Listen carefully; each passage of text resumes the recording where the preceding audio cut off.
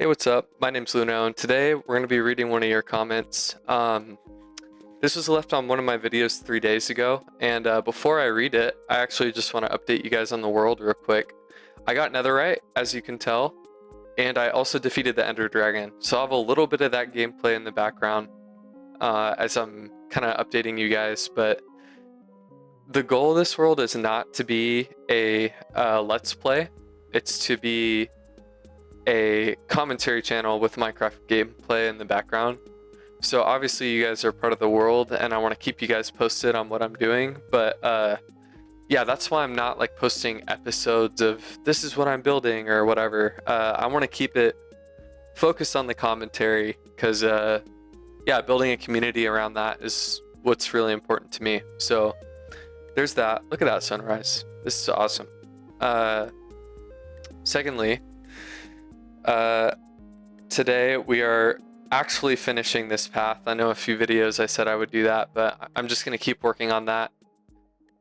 So yeah, let's get into it. This comment was left by Museo di Albanova. Apologize if I'm getting that wrong. It says, great video. I really enjoyed it. If I look at the big picture, my life is pretty good. However, I feel like my job is the only big piece that's missing. My main concern about jobs is time. It's hard to get a job, and it takes 8 hours of my day. I get home tired, stressed, and angry if I don't like it, which is the case for the majority of people. And I need to take care of house stuff, social interactions, and take time for myself in about, 3 to 4 hours max per day. At the moment, I can only get a crappy job, which doesn't pay well and sucks away my time like a parasite. I get that passion or whatever comes with time, but you also need a little bit of reward, I guess. If the majority of jobs steal 1/3 of your day, consume your body and pressure your mind, all of that while you can't even afford to get a Lego house and time for yourself and your loved ones, I mean, I think we got a problem here. So I read that comment and I did leave a reply, but I kind of felt like I wanted to expand on my thoughts, so that's what this video is going to be. I'm just going to go kind of bullet point by bullet point on my thoughts on this person's concerns and how I would kind of handle it. So let's just start with the first one, which is getting a job is not that easy, but it depends. So I think there's a few different angles that this person could be taking here. One of them is, one, the job market. I know it's really tough right now. Like, I know people that can't even get jobs at like fast food joints. And that's pretty brutal. I'm just gonna say I understand with that like completely. I don't really have any commentary on like getting a job. It's difficult right now, and I get that the market is wild. Now, if the other angle is finding a job that you care about, I do have some perspective on that. One is, and I kind of talked about this in my other videos, so I don't want to retread ground that I've already kind of been through, but to summarize kind of my point from the other video is that the biggest thing you can consider when taking a job is, one, what skill set is this building for me? And that skill set that you're building, what life is that going to enable me to have down the line? So I'm a videographer and I'm working a 9 to 5. I don't want to work a 9 to 5, honestly. I do like my coworkers and my job, but when I think about, for example, having a family, I also got shulker buckets. I forgot to say that, or shulker boxes. When I think about having kids and being a present father and just having time to not only take care of my future family, I'm currently single, but to take care of my future family and also have time for myself and my own needs and desires, anywhere from personal hobbies to having housework to do, like having to do laundry and all that. I find it impossible to keep up with so much of that, even just in my 9 to 5 right now. And I know a lot of people probably feel that same sentiment, so I know it's hard, but the best thing you can do is to make sure that you're in a field that is going to get you opportunities in the future. So even though I'm working a 9 to 5 right now, the trade-off is that I'm building a skill set that could allow me to start my own business, to have my own clientele, to work when I want, where I want, and charge how much I want. And that's something that not a lot of people get to say. And obviously, like, I'm nowhere near being able to oh, dang it, I missed a block right here. I'm nowhere being able to do a lot of that. So I'm 22, I'm building my skill set. I'm still a beginner in so many regards. But the important thing is that I'm in a field that I'm confident will build me a skill set that can get me to the place I want to be, that can kind of give me the things I want to get. So I know getting a job is hard, but even if it's a field that you hate, if the job can give you the freedom that you desire eventually, I think that's worth it. So that's all I'm going to say on that. That was the first concern, is getting a job is not that easy, but it depends. Second concern was it takes 8+ hours of your day. This may sound a little bit harsh. I think a lot of our generation wants the freedom that comes with being an adult, but not the responsibility. And I don't mean that as a slam. Like, I think a lot of people embrace the responsibility that comes with being an adult, but I do see a lot of people wishing that they could kind of waste away. I mean, we grew up on the internet and video games and Instagram Reels, and I'm not saying our generation is lazy. I'm saying I think this is kind of what the system, quote unquote, intends for us to be, is kind of forever children. There's this concept called puer aeterna. It's from a psychologist, I believe, named something Jung. As you can tell, I'm not super familiar with it, but I saw a great video on it. I'll link it below, from Healthy Gamer GG. And it's just this concept that people kind of want to eternally be children. And there's some ways that that is good, but ultimately growing up is realizing that you have to make sacrifices. And part of putting food on the table for yourself is being gone at work for 8 hours a day. So that's kind of my thoughts on that. I know it sounds kind of harsh, so forgive me if it comes off in the wrong way. But all we're all trying to do is put food on the table and build a good life for ourselves and our loved ones. And that's kind of what's required, whether it's 8 hours, whether it's 4, whether it's 2, whether it's 12. You're going to have to put in the work. So you might as well embrace that fact and do a really good job, and try to build a meaningful career for yourself. The next concern was I get home tired, stressed, and angry if I don't like my job the majority of the time.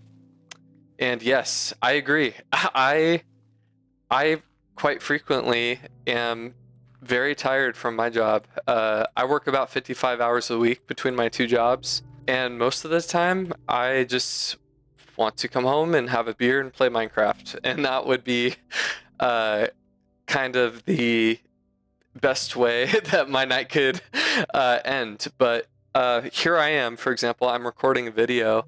I'm going to edit it, post it, and then after that, I'm going to go on a walk with my friend. And I know that my body is probably going to tell me I don't want to do that, but I know it's going to be good for me, and that's why I'm going to do it. I have goals of having time and location and financial freedom at some point, and I know that YouTube is a part of that. And that's why I'm going to post a video, because I care more about my long-term goals than my short-term.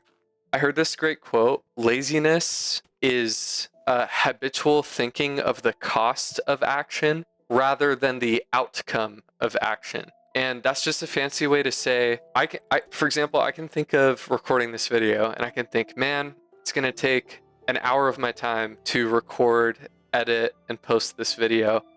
And by that time, it's almost going to be time to go to bed, and I'm just going to be so tired tomorrow, and I'm going to feel like I barely got any free time. That's an example of oh my gosh, I can't talk. That's an example of making a habit out of thinking of the cost of things. And that makes us lazy, because if you thought of, man, I'm going to come home from work today and I'm going to post this video that has the potential to grow my business, my dreams, to change someone else's life with the perspective I'm giving, that is an example of outcome-based thinking. And how much more life-giving does that sound? Like, what if everything you did had meaning to it that could positively impact you or someone else you know knows life for the better? The bottom line of what I'm trying to get to is, don't think about having a job equaling that you're going to come home tired, because maybe you won't. I don't know. I'm kind of rambling at this point, but I hope you kind of understand that I have an elytra. I don't know why I'm running. I hope you get a little bit of the perspective that I'm trying to share with you. Don't think about things in the cost. Think about things in the benefit. How will it benefit you? How will it benefit other people? Because I think if you start thinking in that way, and that's your default, rather than, oh man, this is going to make me so tired, this is going to take too much time, you're going to miss out on a lot of opportunities that life has for you. And you're only here once, so make the most of it. And I'm saying that not because I'm good at it, but because I need to work on it. So, yeah, let's see if there's any other points to talk about. I need to take care of house stuff, social interactions, and take time for myself in about 3 to 4 hours max per day. Yeah, no, that's tough. I do struggle with that. I think the thing that has helped me is think on a weekly timeline. Don't think on a daily timeline, because if you get caught up in, what does the next day hold for me versus what does this week hold for me, I think you lose sight of kind of anticipating where you need rest and where you need to take time for yourself. Make sure that you're scheduling out your week, that you're looking at your time, and that you're using it wisely. Because my goal in life is to be present no matter what I'm doing. And I think you're only going to do that if you go week by week instead of day by day. Because if you keep letting things sneak up to you, because if you keep letting things like sneak up on you, you're always going to be at like 0% battery. So it's better to just I keep figuring out how to say this. It's better to plan things ahead and know when you're going to need rest, rather than kind of taking it as you can get it. I guess last thing I'm going to say is, don't be too hard on yourself, because I think a lot of people are... I'm brutal on myself, to be honest with you.